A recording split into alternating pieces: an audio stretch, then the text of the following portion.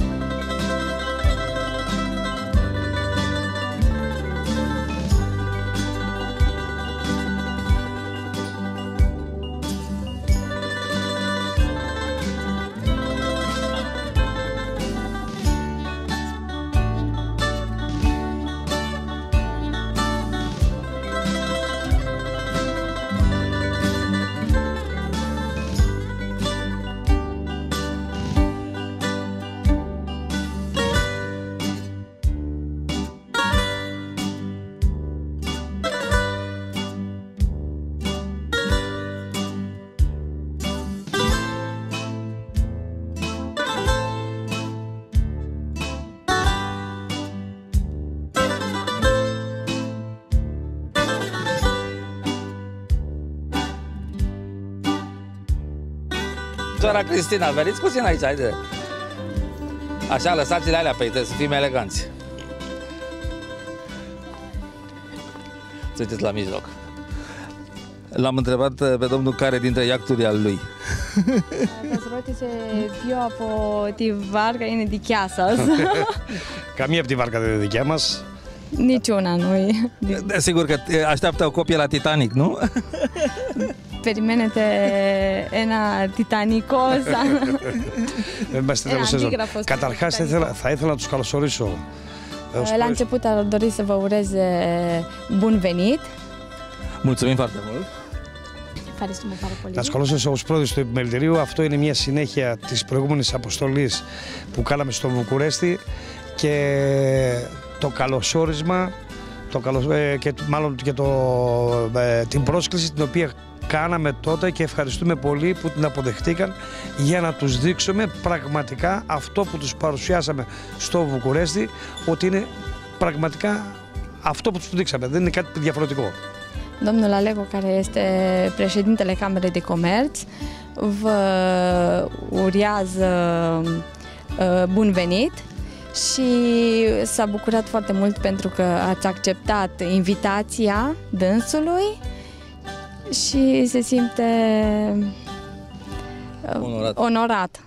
Mulțumim. Am o întrebare tehnico-tactică. Dacă ar fi posibil să-și scoată ochelarii de soare ca să vedem ochii cei frumoși de grec nativ la televizor. Είπε ότι σας παρακαλούν αν μπορείτε να βγάλετε και τα γυαλιά να βλέπουν τα όμορφα σας μάτια στην τηλεόραση.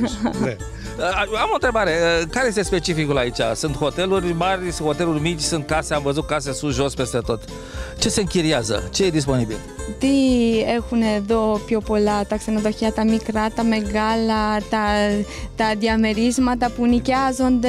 Εδώ, ναι, εδώ υπάρχουν ξενοδοχεία από τις 5 αστέρων, 4 και 3 αστέρων, αρκετά ξενοδοχεία. Αλλά υπάρχει και πληθώρα ενοικιαζομένων δωματίων, τα οποία είναι πολύ καλής ποιότητας και είναι για κάθε τσέπη, για κάθε βαλάντιο. Μπορείτε να βρείτε δωμάτια από οποιαδήποτε τιμή θέλετε, οποιαδήποτε τιμή θέλετε. Există hoteluri și de 5 stele, dar foarte des sunt utilizate apartamentele, căsuțele cele mici care cu 2-3 apartamente. Care este specificul de turiști? Oameni super bogați, foarte bogați, bogați, medii? turismo οι άνθρωποι είναι πολύ πλούσιοι, αυτοί που έρχονται εδώ σαν τουρίστες? Υπάρχουν κόσμος απολυτικά μας. Δεν μπορούμε να αποκλείσουμε κανέναν. Η Μοντεκάρλος. Ναι, έχουμε και αρκετούς επώνυμους, πάρα πολλούς επώνυμους το καλοκαίρι, γιατί θα διαπιστώσουν αυτές τις 3 μέρες που θα μείνουν μαζί μας και τους εύχομαι καλή διαμονή, ότι προσφέρεται το μέρος για όλο τον κόσμο. Există și oameni cunoscuți care vin aici, după cum o să vedeți dumneavoastră, în perioada asta de 3 zile în care o să stați aici, o să vedeți pentru că deci, locurile respective oferă și pentru oameni bogați și pentru oameni distracții și pentru oameni mai puțin bogați, deci pentru toate clasele. Επειδή θέλουμε, όταν πήγαμε στο Βουκουρέστι, το είπαμε, θέλουμε να το διαπιστώσουν μόνοι τους, να αποκτήσουν εικόνα μόνοι τους, να έχουν εικόνα, το τι είναι τα Σιβότα, το είναι η περιοχή μας. Ολόκληρος ο νομός της Πρωτείας θέλουμε να αποκομίσουν μια εικόνα την οποία δεν θέλουμε να την παρουσιάζουμε εμείς όπως θέλουμε, αλλά να τη δουν πραγματικά αυτή όπως είναι. Pentru aceea v-a făcut invitația respectivă ca să vă lămuriți singuri cu ochii dumneavoastră cum este în zona aceasta, cum este în Sivota și în zonele de lângă Sivota. De-aia am și pus aceste întrebări și acum am să închei și cu mulțumire. 2 întrebări. Domnul Samaras vine aici, dar domnul Tsipras. Θέλει να σας πούνε. Sunt eroii noștri din emisiunile anterioare. Θα σας ρωτήσουν αν ο κύριος Τσίπρας και ο κύριος Σαμαράς έρχονται εδώ.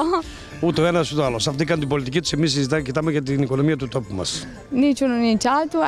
Ei își fac politica lor și aici noi încercăm să ridicăm nivelul locului respectiv. Vă mulțumim, noi am invitat pe ministrul transporturilor din România, domnul Ioan Rus, să vină să călătorească pe Ignația, pe șosea, ca să vadă cum se face. Mulțumim foarte mult, spuneți-i lucrul acesta, că de-aia am întrebat. Ευχαριστούμε πάρα πολύ για όλα και εμείς φωνάξαμε και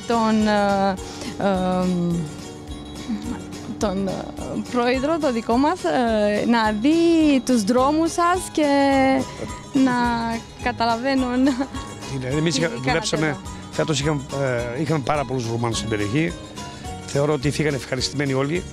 Είμαστε μια φιλόξενη περιοχή, περιποιητική, και θεωρώ θα το διαπιστώσουν πάλι ξανά, θα το πω για μια άλλη φορά, θα το διαπιστώσουν τις 3 μέρες που θα είναι εδώ, θα το διαπιστώσουν από μόνοι τους. Foarte mulți români au venit în zonă, le-au plăcut și au mers foarte mulțumiți de aici și de asta în astea 3 zile vreau să vă convingeți singuri de frumusețile locului. Mulțumim foarte mult pentru invitație și așteptăm să ne vrăjească frumusețile locului. Και εμείς ευχαριστούμε ξανά και θα έχουμε την ευκαιρία όλες αυτές τις μέρες να πούμε πιο λεπτομερή και πιο διεξοδικά ό,τι ζητήσετε. Η Χριστίνα θα είναι στη διάθεσή σας, είναι η επίσημη διερμηνέα μας. Și noi vă mulțumim. Noi, Cristina. Veniți? Da. Și în paranteză, eu o să fiu ghidul dumneavoastră, traducătoarea. Și o să ne vindeți și secretele pe care nu le spuneți decât nouă.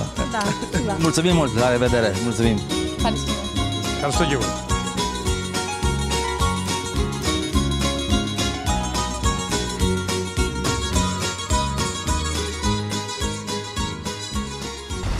Ne aflăm pe o barcă. Barca pe valul plutește ușor, dar ține în gând un cântec de dor. Nu e nici vântul, nici Dunărea, nu e, este Marea Ionică. Ne aflăm în golful de la Sivota. Scuzați-mă până am să învăț, o să mai dureze. Și am plecat într-o croazieră cu un mic iaht mai intim de câteva persoane, mai mic.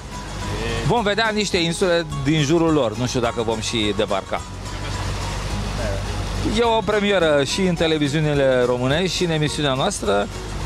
Vremea ține cu noi, am fost informați că săptămâna trecută, când au fost vizitatori de la concurență, a plouat vertiginos. Acum este soare plăcut, bate un vânt liniștit. Iar dumneavoastră, distinși noștri telespectatori, vă plouă în gură pentru că ați dori să fiți cu noi în această barcă. Dar nu e prea târziu, se poate ajunge la Sivota rapid. Rapid, dar nu cu rapidul, ci cu avionul, eventual, aterizând în Corfu. Sau cu mașina sau autocarul pe șoseaua națională Egnatia. E exclusive din Grecia și aici sunt plaje private. Mă refeream la Mykonos, dar aici nu suntem acolo încă. Prin urmare, ce-s cu plajele astea? Sunt plaje pe care se pot ajunge numai cu vaporul. Și aici, în partea stângă, vedem hotelul Ela? Cornela, hotelul Cornela. Câte stele? 5. Πόσα αστέρια έχει? Πόσα αστέρια έχει? 3 stele. Bon marché. Și tot aici, în partea stângă, găsim hotelul Sfântul Nicolae. Întrebați pe domnul din spate, pe care o să-l filmezi tu acum, dacă a fost în Mykonos și cum îi se pare diferența între Mykonos și aici. Θέλει να σε ρωτήσει ο κύριος αν ήσουν στη Mykonos. N-a fost. Uite că poate mergem noi. Μπορεί να πάμε εμείς. Aici vedem sunt foarte mici plăji. Plajă. Mă scuzați, plaje. Doamna doctor în chimie, sigur că stând pe aici a învățat limba română arhaică de pe vremea când se scria chirilic în limba greacă, nu? Da, mă scuzați. Să găsim foarte multe plaje private. Fără nisip. Fără nisip. Au și un pic de nisip. L-au dus de la Paris, de pe malul Senei. Așa se pare. Apa este foarte curată. După cum se vede, se poate vedea foarte ușor fundul mării. Numai să nu cazi, nu cameraman. Da, e foarte curată. Într-adevăr, este prima oară când văd și eu o asemenea apă, parcă ar fi e mai curată decât apa de la mine la chiuvetă, care are sigur și tot felul de treburi în București. Interesant. De ce este apa așa de curată? Cum de nu s-a murdărit? Πώς είναι τόσο καθαρή? Nu aruncă. O păstrează curată. O păstrează. Încă se mai păstrează apa curată. Asta este o moștenire bună a Greciei, da?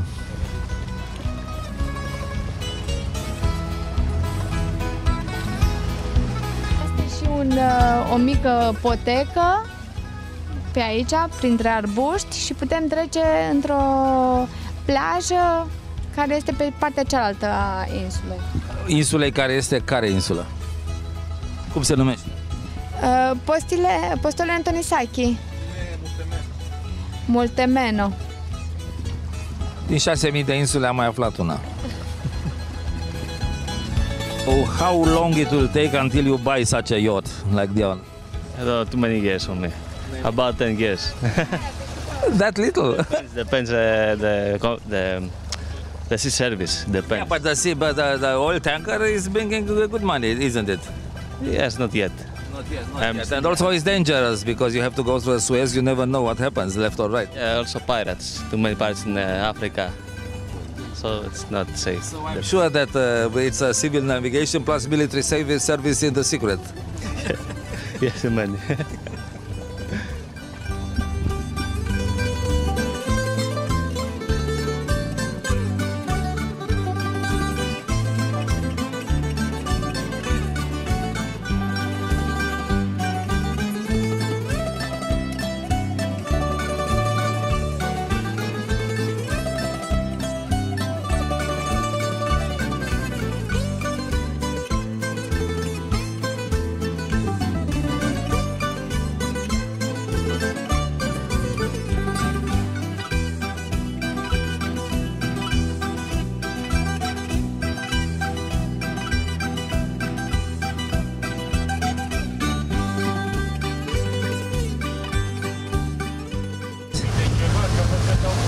După o plimbare de bulevard am intrat în viteza a 4-a, 150 de km la oră. Nu e adevărat, aici se măsoară în noduri, dar este ca și când am trage pe după noi un schior nautic.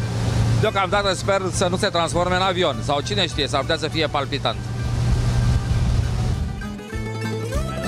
How many? Πόσα πάμε? Πόσα μιλιά? We don't know. You don't know the speed.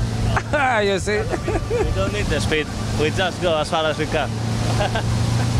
For a matter of information only. About 20. About 20 knots. Și că ar fi 20 de noduri. Acum să sperăm că nu se rupe. În orice caz Este palpitant.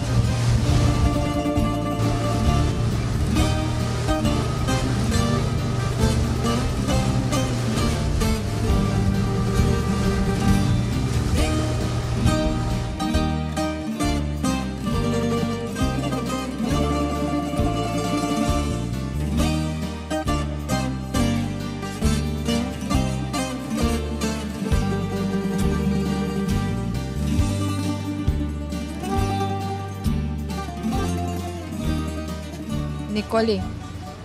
Adică de ce a unui preot? Nu e, adică ce s-a întâmplat aici? Avea o biserică? Așa îi spune, așa e numele. Aici se ascundeau submarinele, se băgau ca să nu le găsească în timpul războiului. Al doilea război mondial, adică grecii se ascundeau și nemții nu-i găseau. Adică telespectatorii noștri doresc să fie informați în mod explicit, pentru urmare.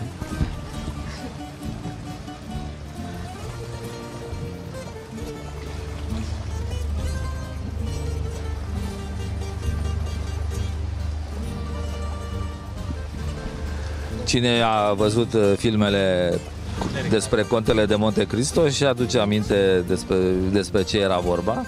Nu știu dacă noi vom intra acolo, se pare că există o listă de așteptare la comoară.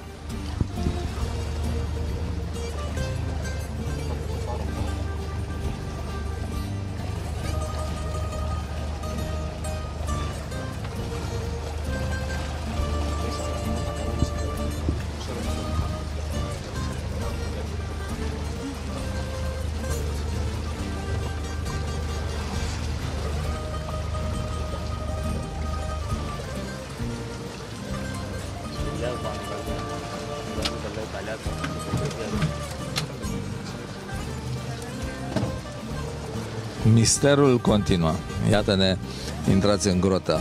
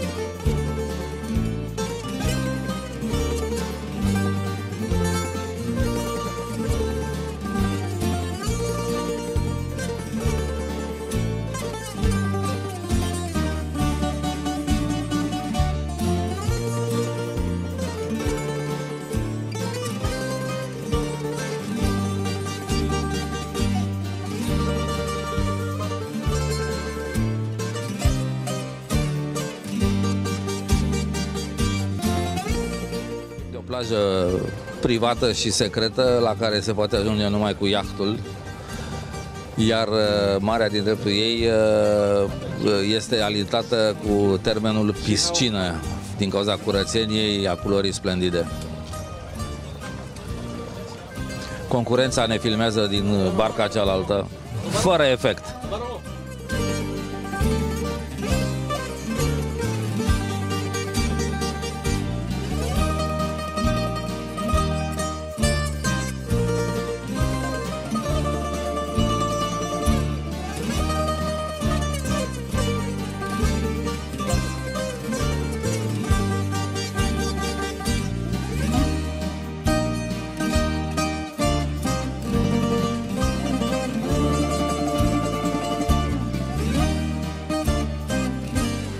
Pantofi cu tot. Iată, domnișoara Cristina, ghidul nostru, a fost luată în brațe de un admirator care sigur că nu ne spune despre ce e vorba. Haideți să aflăm acum cu domnul care tot ne-a condus. Veniți aproape. Unde ne aflăm și ce se întâmplă aici? Întrebați-l. Cu mișcăm astăzi ora. Τώρα είμαστε στην παραλία πισίνα. Ne găsim pe plaja Piscina. Είναι ό,τι καλύτερο έχει να δείξει το χωριό μας. E cea mai frumoasă plajă din sat. De ce? Pentru că Yeti, Γιατί είναι αυτά τα νερά, δεν τα βρείτε αλλού. nu mai putem găsi apa așa curată și așa frumoasă culoare și Cât domnul care este de meserie, cât știe care e apa temperatura acum? mipus fel de democrația έχει το νερό. Τώρα είναι πάρα πολύ ζεστά τα νερά. E foarte caldă apa. Nu știu exact, dar e cald. 25 de grade? E o sipendă, Περίπου, ναι. aproximativ. Când începe aici, când putem veni prima oară în an pe această plajă și când e ultima zi? Πότε αρχίσει το σεζόν? Η σεζόν ξεκινάμε από το Μάιο Încep în mai, 10-15 mai. Așa. και μέχρι τον Οκτώβρη πιστεύω είναι La καλά. sfârșitul lui octombrie, păi ok pentru. Îngheață vreodată? Pagoni ποτέ το νερό. Στις αρχές είναι λίγο κρύο, στην αρχή της σεζόν, αλλά μετά Ιούλιο-Αύγουστο ζεσταίνει μέχρι Οκτώβρη. Se nu îngheață, dar este rece apa. La început de sezon e foarte rece apa și după aia spre sfârșit iarăși se răcește apa. Mulțumesc foarte mult! Felicitări para Polina. Prin urmare, iată-ne într-un loc incredibil. Sigur că cei dintre noi care au ratat anul acesta să meargă la Mamaia au pierdut mult mai mult decât venind aici, dar poate și la anul vom fi binecuvântați cu carnavaluri. Aici se pare că este un fel de plajă atipică pentru gustul românilor, adică este liniștită, nu se vinde porumb fiert, nu cântă muzica, lumea vine să se relaxeze, să facă baie în apa aceasta caldă care are 25-26 de grade și este curată ca apa îmbuteliată pe care o cumpărăm la București. Vă lăsăm acum pentru că trebuie să facem și noi o baie până când nu e prea târziu.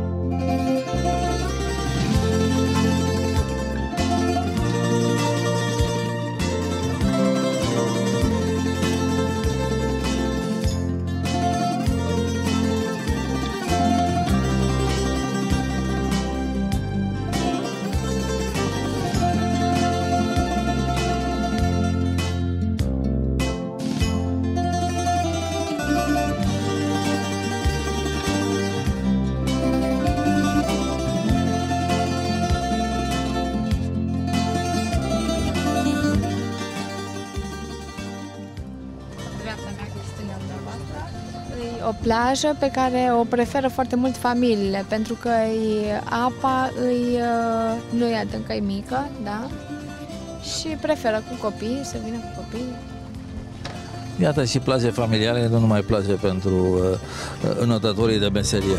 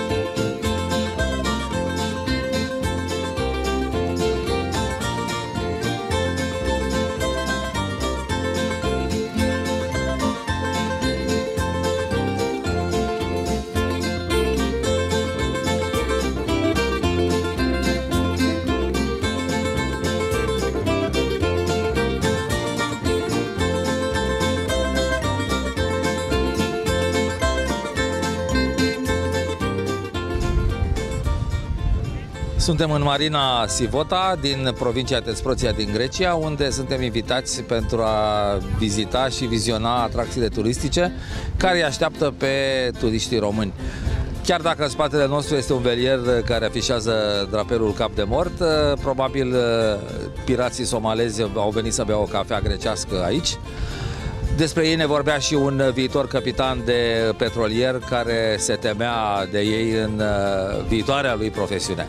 Noi ne aflăm aici, v-am prezentat câteva imagini senzaționale de pe mare, de pe uscat, de aici din Sivota.